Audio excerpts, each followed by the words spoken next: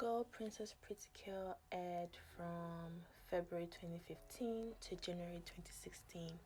It is an anime by Toei Animation Studios and it has a total of 50 episodes. This is the 7th Precure series that I'm watching. I'll make a video on the others that I've watched later on. But this one follows Haruno Haruka as she meets a prince when she's young. The prince then hands her a key and tells her that if it's her dream to become a princess, then she can do so. Even though she thinks it might be a dream, she still pursues this dream of becoming a princess. She goes to this school called Noble Academy in order to train to become a princess-ish. It doesn't really make sense, but it works. Haruka meets magical creatures which are present in every particular season. The magical creature tell her basically that she is one of the Precure and she has to help find the others so they can defeat the bad guys and save their kingdom. The magical creatures are called Pafu and Aroma. They also tell her that the bad guy is feeding off of people's dreams, and that's just what she does. So it's kind of like Miraculous Ladybug, but it's a bit weird. It's okay.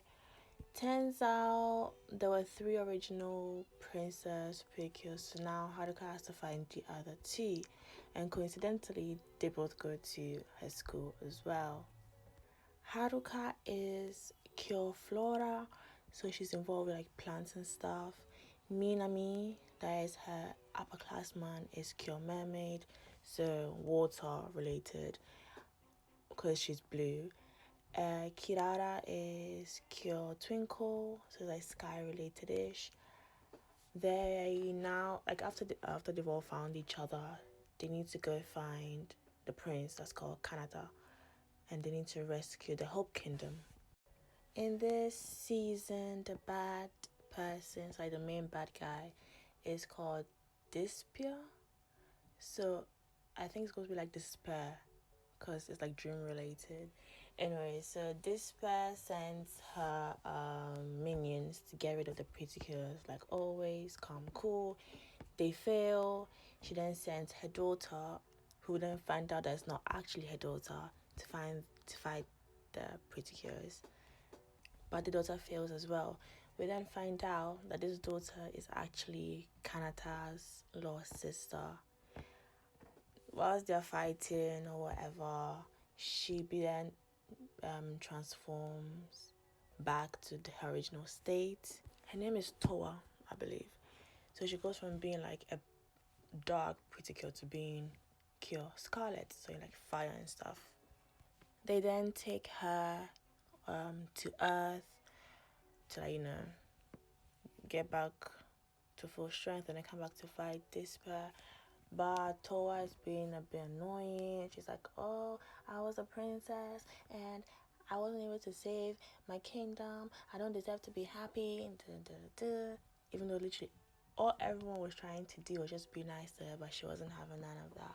But after a while, she gets sense. She starts thinking logically and cool. There's a total of 12 keys that the Precures need to collect in order to save the Hope Kingdom. The girls were able to collect 9 of these at first, but they were stolen by Despair's minions. Luckily, plot twist, luckily the previous Precures, like their spirit version, comes to help them, and they therefore gain 3 more keys. With these, they're able to go back to fight against Despair. Whilst all of this is happening, Kanata was trapped in the Hope Kingdom and he couldn't get out. Like, from time to time, he would try and help the girls whenever he could. So, like, he would, give them, new wands or, new transformation powers or whatever. But then he's able to escape, but he loses his memory. So then the girls try to help him regain his memory, and it takes a while, but he gets it back. And then everyone is now in full combat mode, so they can go and fight despair.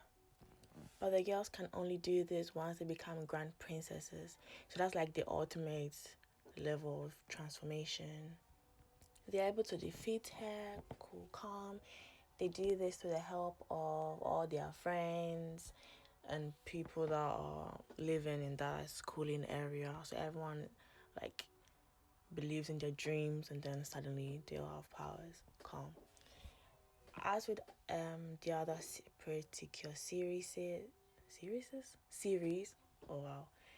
Once the girls are done and they've defeated the bad guy, they cannot turn into pretty girls anymore.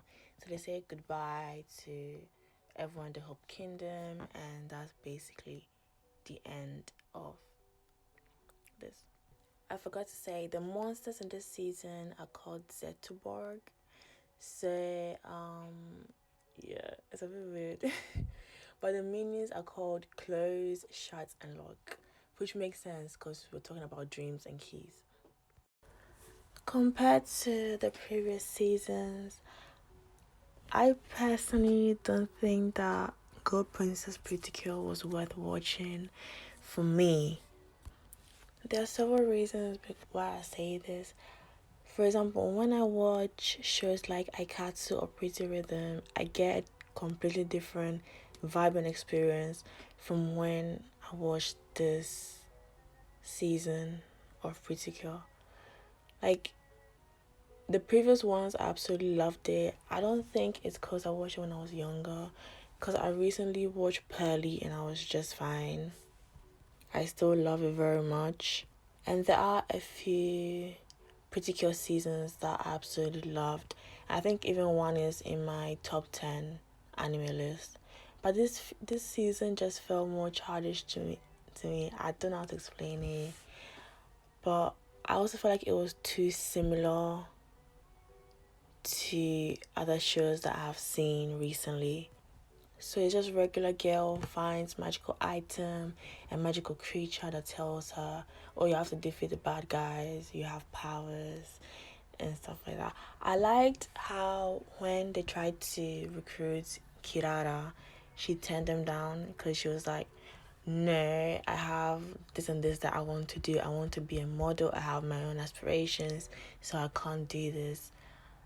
Obviously, in the end, she still accepted, but I liked how she wasn't just thinking, okay, pretty cure 24/7. Like, she had something else that made her special. And this was very refreshing to see. And she is like my favorite character in this entire season. Even though most of the times in pretty cure shows, my favorite character is the blue one just because I love blue. And the blue ones are the most prettiest one I've ever seen, not gonna lie. The world, the characters, the design, it just seemed too similar to Aikatsu. So I kept thinking about that whenever I was watching it. And I just felt like a rip-off, even though I know it's not. But I just felt like that, you know. I also oh my god, I hated how they made it 3D at the end. Like, some of the transformations were 3D. And the outro song, it was 3D as well. It wasn't needed. It really wasn't needed. They could have just animated it like normal and it would have worked fine. It would have been just fine.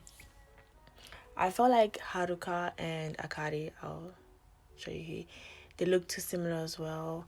That's just what I kept thinking about while I was watching. I was like, oh my gosh, she just looks so much like her, you know. But I feel like if I'd watched this show like 3 years ago, I would have really enjoyed it. So just the fact that I watched it now, maybe, I'm not sure. But I liked how the colors were very vibrant, you know. The dresses were fine, but the hair, I was like, I wasn't really feeling it.